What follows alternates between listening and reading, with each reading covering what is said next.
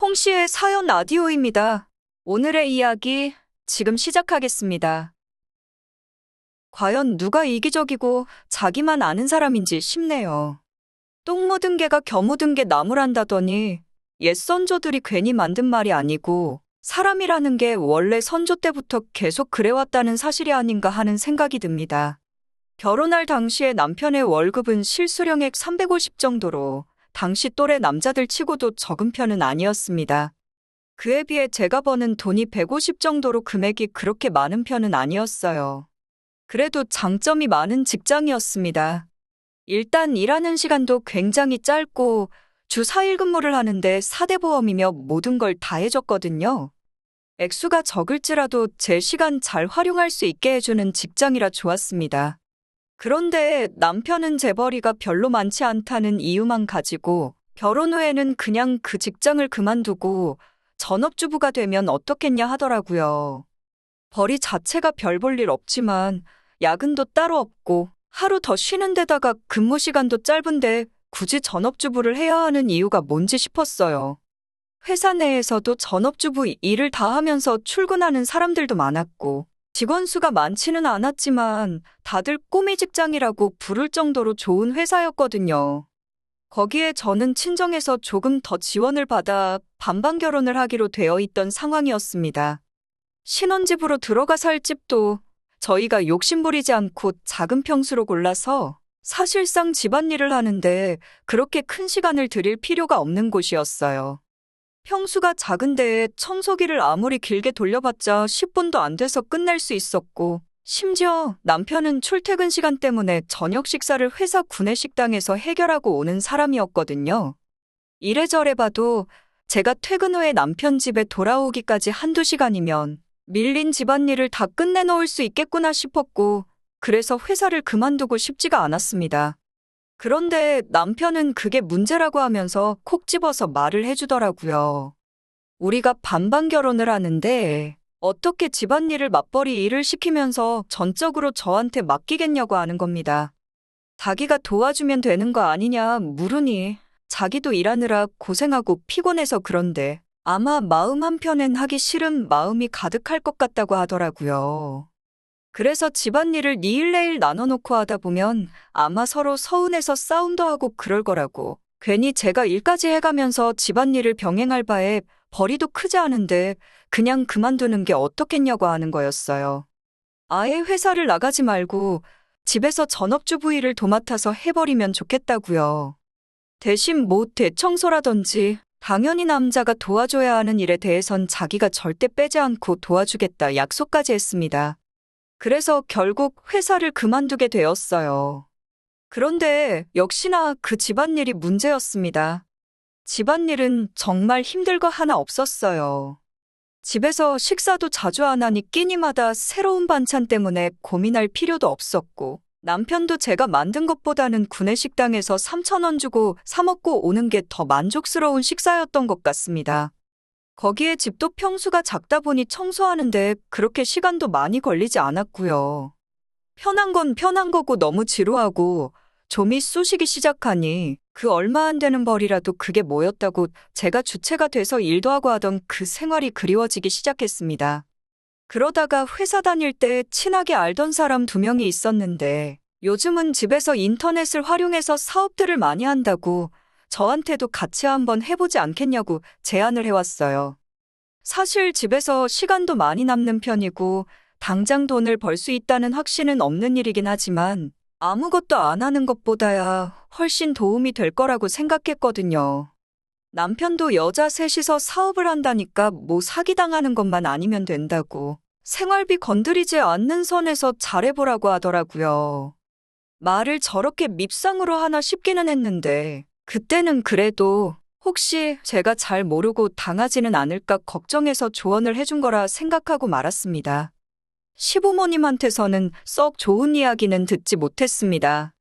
괜히 지금 잘하고 있는데 남편 뒷바라지 소홀해지는 거 아니냐, 아니면 남편이 했던 걱정처럼 요즘 저같이 집에서 노는 사람들 대상으로 어떻게 돈 등쳐먹으려는 사람이 많은 것 같은데 괜히 헛돈 날리게 되는 거 아니냐 하면서 쓸데없는 이야기를 그렇게 했어요. 제가 사회생활 경력이 그렇게 긴 편은 아니긴 해도 그렇다고 해서 아주 무지몽매한 것도 아니었거든요. 그런데 어떻게 호구 잡혀서 돈 날려먹을 거라는 걸 기본으로 깔고 시작도 전에 저보고 무조건 안 될 거라 망할 거라 하지 말라는 식으로 말을 하니 기분이 썩 좋지는 않았습니다. 그래서 오기가 더 생겨서 잘해보려고 노력했는지도 모르겠네요. 아무튼 그 전까지는 그냥저냥 별다른 일이 없었는데 제가 집에서 재택근무로 사업을 시작하면서부터 일이 시작되고 말았습니다. 결혼할 때 남편이나 시댁에서는 제가 다니는 회사 그만두고 전업주부를 하기를 원했잖아요. 아무래도 남편 쪽에서 원하는 대로 따랐기 때문에 결혼을 반반 결혼했지만 그동안 결혼 생활하면서 남편이 시댁이나 친정에 그렇게 크게 차이를 두지는 않았었습니다. 그런데 제가 사업을 시작하고부터는 무슨 건수라도 잡았다는 것 마냥 바로 태도를 바꿔버리더군요. 결혼 후 맞았던 첫 명절에는 양가에 똑같이 100만 원씩 용돈 봉투를 만들어서 드렸어요. 그리고 그 이후에도 양가에는 최대한 똑같이 했었거든요. 그런데 제가 사업을 한다고 이쪽에 일을 시작한 이후부터는 남편이 반반씩 하는 건 불공평하다며 말도 안 되는 억지를 부리기 시작하더군요. 명절을 맞아 양가에 방문을 하면서 부모님께 드릴 용돈 액수에 대해서 상의하는데 남편이 친정에 뭘 주냐고 따지고 드는 겁니다. 그러면서 시댁에는 200을 주겠다고 하는 거예요. 왜 갑자기 그렇게 나오냐? 저번 명절 때는 시댁과 친정에 100씩 용돈 봉투를 드리지 않았느냐 따지니 그건 그때고 지금은 그때랑 상황이 다르지 않냐고 하는 겁니다. 그때는 제가 딴 생각 안 하고 전업주부 일을 잘했기 때문에 제가 집에서 가사노동하는 걸 자기가 밖에 나가 일하는 것과 동일선상으로 쳐줬다고 하는 겁니다. 집안일 그거 별로 힘들지도 않은 거 아니냐고. 그런데 내가 받는 월급하고 똑같은 대우를 해줬던 거라고 하면서 그동안 외벌이 해온 생색을 그렇게 내더군요. 그리고 그것도 집안일이라고 내가 버는 금액이랑 똑같이 해준 자기한테 고마워했어야 한다면서 말이죠. 그런데 이제 제가 비록 재택근무이기는 하지만 사업을 시작한다는 거니 그건 그만큼 집안일에 소홀해지겠다는 소리로밖에 들리지 않는다고 하더군요. 그러니 이제 더 이상 부부 사이가 공평하지 않은데 어떻게 시댁과 친정을 동일선상에 놓고 똑같이 대우를 해줄 수 있겠냐 하는 겁니다. 둘이서 똑같이 돈 버는 일을 하는데 당연히 돈을 더 잘 벌어오는 사람 집에다가 더 잘해주는 게 맞지 않냐고 말이죠. 그 말이 제 귀에는 너 결혼 생활에서 우리 엄마 대신 내 뒷바라지 해주고 청소해주고 빨래해주면 친정에 명절 때마다 100만 원씩 보내줄게 이 말로 들리더군요. 일 같은 걸 해서 조금이나마 내 뒷바라지 하는 거에 지장이라도 생기면 국물도 없을 줄 알라고 협박하고 있는 거나 마찬가지였어요. 그럼 애초에 제가 일을 시작한다고 했을 때 반대를 하지 해볼 테면 해봐라 해놓고 이렇게 나오는 게 어디 있냐 따졌습니다. 그러니 오히려 복을 차버린 건 저라고 하면서 제가 지인들과 시작한 사업 이야기를 하는 거예요. 밖에서 힘들게 돈 벌어오는 나랑 똑같은 대우를 해줬는데 가만히 집에서 집안일이나 하고 밥이나 하고 있지. 몸바람이 불어서 사업을 하느냐고 정말 토시 하나 안 틀리고 저렇게 정 떨어지게 말을 하는 겁니다. 말인즉슨 제가 일을 시작하면서 그 일에 시간을 쏟아붓는 만큼 집안일에 소홀해질 테니 이제는 더 이상 가사노동을 하면서 집에 있는 저에게 같은 대우를 해줄 수 없다고 하는 거예요. 자기가 언제 돈 벌어오라고 시켰냐, 맞벌이 안 하고 집안일 하는 전업주부 다들 부러워하는 거 모르냐 하면서 신우도 세상에서 제가 제일 부럽다고 한다 하며 생색이란 생색은 다 내더라고요. 누가 들으면 무슨 한 달에 3,500만 원씩 벌어오는 줄 알겠더라고요. 400도 안 되는 월급 벌어오면서 저러니 제가 집안일 할 것 그대로 하면서 조금이라도 집에서 가게에 보탬이 되고 싶어 일을 한다고 하면 고마워는 못할 망정. 집안일 소홀해진 만큼 친정에 용돈을 못 주겠다고 짓거리고 있으니 있는 정도 떨어지겠더라고요. 제가 한마디 따지니까 우리 반반 결혼한 거 잊었느냐고 하면서 제가 그 일을 하면서 친정에 똑같이 하고 싶으면 자기가 벌어오는 만큼 벌어오라는 겁니다. 그게 싫으면 여태 잘하던 것처럼 집안일에나 열중하라고 말이죠. 자기가 벌어오는 만큼 벌어오라는 말도 어이가 없더군요. 제 월급이 애초에 남편 월급에 비해서 보잘것없던 건 사실입니다. 만약에 제가 전업주부를 하지 않고 다니던 회사 계속 다니면서 집안일 해왔으면 그건 어떻게 계산하겠냐 했더니 그때도 뭐 다를 거 있겠냐고 하더군요. 여자면 여자의 본분인 집안일을 해야지 얼마 되지도 않는 돈 가지고 월급 벌어온다 그런 말 하지 말라고요. 연애할 때 저런 썩어빠진 사상을 가지고 있는 걸 알았더라면 결혼은커녕 아예 만나지도 않았을 텐데 난데없이 별 쓰레기 같은 이야기를 하고 있으니 실망감도 실망감이지만 웃음조차 나오지 않았습니다. 그래도 좋은 동기부여가 돼주기는 했습니다. 악에 받쳐서라도 이 사업을 내가 어떻게든 성공을 시켜야겠다는 생각이 들었어요. 저희가 시작한 사업이 중개판매업이고 자본이 따로 들지는 않았지만 버는 족족이 돈이 재투자가 되어야 하는 형식이었어요. 그래서 매출이 오르고 있기는 했지만 그렇다고 해서 돈이 엄청나게 크게 벌리고 있던 상황도 아니었습니다. 처음에 저랑 같이 이 일을 해보자고 제안했던 2명도 하는 일에 비해서 생각보다 돈이 되는 것 같지가 않으니 어차피 투자된 자본도 거의 없었기에 결국 손을 털고 나가게 되었지요. 그래서 오롯이 저 혼자서만 이 사업을 굴리게 되었는데 이 부분도 노하우가 생기니까 2명, 3명은커녕 저 혼자서도 가능한 일이라는 생각이 들기 시작했고 당연히 안 될 거라고 생각했던 남편의 생각과는 다르게 6개월이 지난 뒤부터는 수입다운 수입을 내기 시작했어요. 그리고 사업을 시작한 지 1년이 지난 시점에서는 남편 월급 정도의 안정적인 월 수입을 내게 되었습니다. 그리고 그렇게 명절이 돌아오게 되었지요. 남편은 작년과 똑같이 행동했습니다.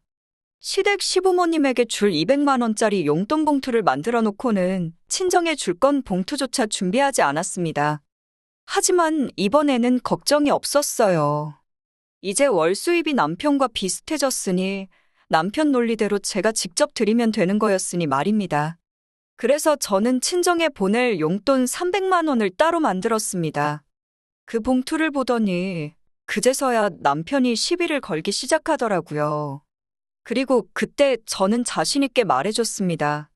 당신이랑 당신 어머니가 안 될 거라고 돈 날리지나 말라고 했던 그 사업이 이제는 자리를 잡아서 당신 월 수입만큼 벌어오게 되었다고요. 그리고 그거 하면서도 저는 집안일 한번 밀려서 한 적이 없으니 가사노동 수입까지 생각해보면 내가 당신보다 돈을 훨씬 더 많이 버는 게 아니겠냐고요. 남편이 제 수입을 알게 되니 당황하더라고요. 아마 같이 시작하기로 했던 그 2사람이 손을 떼고부터는 당연히 제가 허우적대고 있는 거라고 생각했던 것 같고 수입은커녕 오기로 억지로 하고 있는 거라고 여기고 있었던 것 같습니다. 그래도 마음 한편으로는 결혼하고 첫 해 제가 사업 시작하기 전까지는 제가 가사노동을 한다고 친정과 시댁 차별 없이 대해주는 척을 했던 남편에게 마음이 조금 남아있기는 했었나 봐요. 단지 제가 그렇게 열심히 한 건 저도 할 수 있다는 걸 보여주고 싶었고 제 능력을 핑계로 친정과 시댁을 차별 대우하지 않겠다는 사과를 받고 싶었을 뿐이었거든요. 그런데 남편은 사과는커녕 아주 뻔뻔하게 나오더군요. 돈을 더 벌게 된 건 잘된 일 아니겠냐며 자기가 그냥 그 일을 시작도 못하게 할 수 있던 건데도 믿고 기다려줬으니 그 돈에도 자신의 몫이 있다고 우기는 겁니다. 그러더니 이제는 제 벌이를 가지고 시댁에다가 효도를 하고 싶다는 이야기를 하더군요. 우리는 자기가 벌어오는 돈으로 생활하고 제가 버는 돈 가지고는 이제 효도를 하면 어떻겠냐고 하는 겁니다. 그 돈도 자기가 그 일을 할 수 있게 지원해주지 않았으면 못 벌었을 돈이고 자기가 벌어온 돈 덕분에 생활 기반이 마련되어 있었기 때문 아니겠냐고요. 지난 1년 동안 친정에 그 흔한 용돈 한 번, 과일 조각이라도 한 번 보내기라도 했다면 조금이나마 내가 번 돈으로 시댁에 잘하고 싶다는 생각이 들었을 겁니다.